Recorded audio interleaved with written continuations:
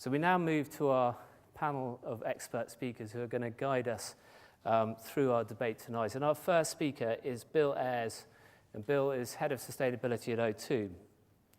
He joined O2 as Head of Sustainability in 2008, and he reports directly into the CEO through the Corporate Affairs Department. He's experienced sustainability in different companies. Previously, he was at the Body Shop, and I think he also worked at the Co-op Bank as well. And at the Body Shop, he worked closely with Anita Roddick. And he's been described as an environmental heavyweight by Brand Republic. And he tells me his aim is to mainstream sustainability so effectively in O2 that he is made redundant.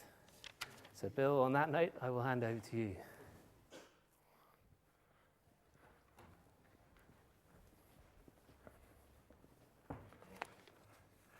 Yeah, thanks for the heavyweight title, Jim. Actually, O2's out in Slough, and I had this challenge of working out what's the green way of commuting to Slough, living in North London. And I eventually came to the conclusion that the fastest way to get there was not by the tube, but by running to Paddington, getting to Slough, and then running from Slough to the office.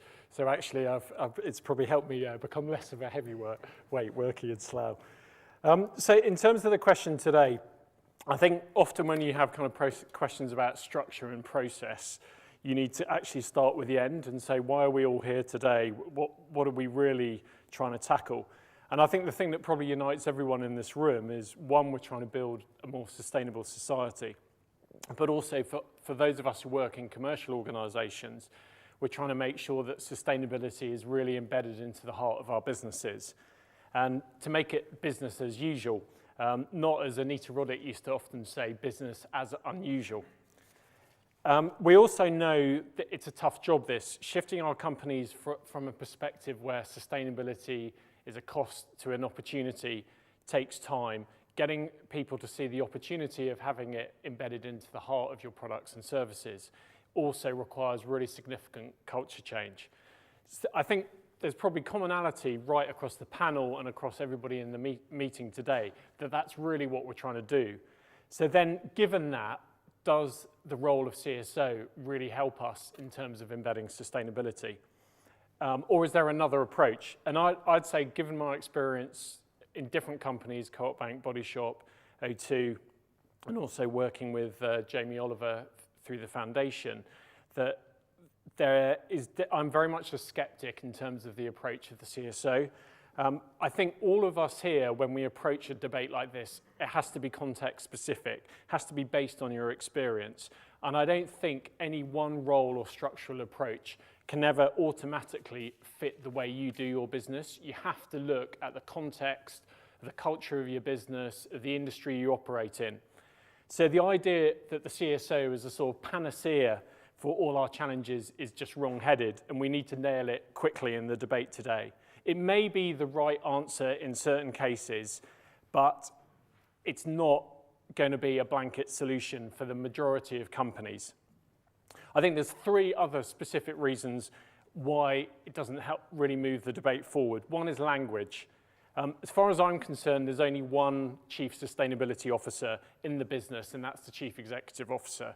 The very use of the word chief creates this kind of impression that somehow the CSO owns the agenda, not the chief executive. And I think critically we'd all say the most important factor in driving sustainability in the business has got to be leadership from the top. It's got to be driven by the commitment and passion of your CSO. So CSO falls on the first hurdle, that actually language is important and it creates confusion, not clarity within organizations. I think a second argument against it is one of the successes of the movement for sustainability is it is now becoming a core business discipline. There's now recognition that it can actually give you competitive advantage.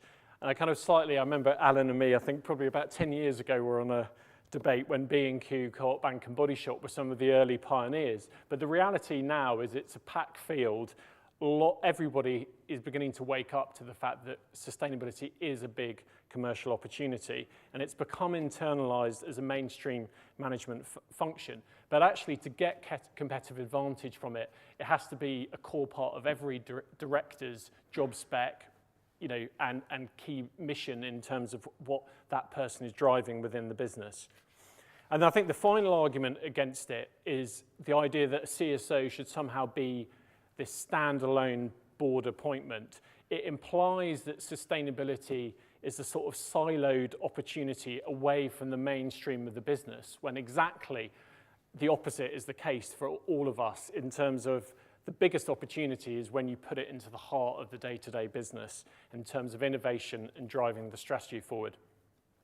So those are kind of three core arguments against it. I also want to talk quickly about the O2 experience, because again, I think the core argument here is it's all about home growing it. We have to develop the role, the structure, the strategy that suits our business. In my experience, there's kind of 6 things that have worked or been critical success factors at O2. One, our CEO, Ronan Dunn, is passionately committed. He sort of gets it in terms of it's a key part of our competitive strategy, but he also thinks it's the right thing to do. And frankly, he is the Chief Sustainability Officer. He is the person in staff meetings, out there with stakeholders. He is really championing it really passionately. But also the same level of commitment is coming from our board of directors as well. It's underpinned by a 3-year sustainability strategy that's part of our core business strategy. But we also have a critical friend in Forum for the Future who sit down with the board every 6 months and really challenge us in terms of the progress, both in terms of strategy, but also embedding it in the culture. Our directors really have to stand up and be counted at that 6-month meeting in terms of their RAG status, how have they done, and they also have direct reports who are very clearly targeted. But also to ensure we have a joined-up approach, we also have a sustainability task force that's chaired by Ronan, our CEO.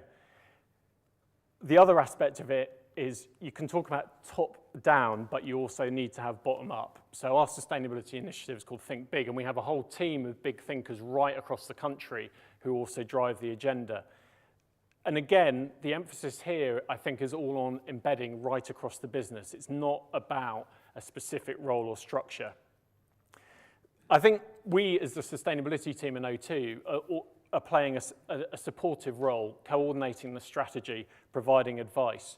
And I think this kind of leads me to my end point, really, which is when I went for my job interview, Ronan gave me a very clear challenge when we were discussing the job. In a light-hearted way, as Jim has mentioned, he said, my challenge was to make my job redundant in 5 years. There was then a more serious challenge, which was my success would not be judged by the degree to which I built my sustainability empire within O2. And actually, success would be measured by the degree to which I'd enabled the business to grab the opportunity of sustainability. So I actually think the majority of us in this room is for when sustainability becomes a core part of our business and the products and services we offer customers, not by creating a siloed CSO role. Thank you.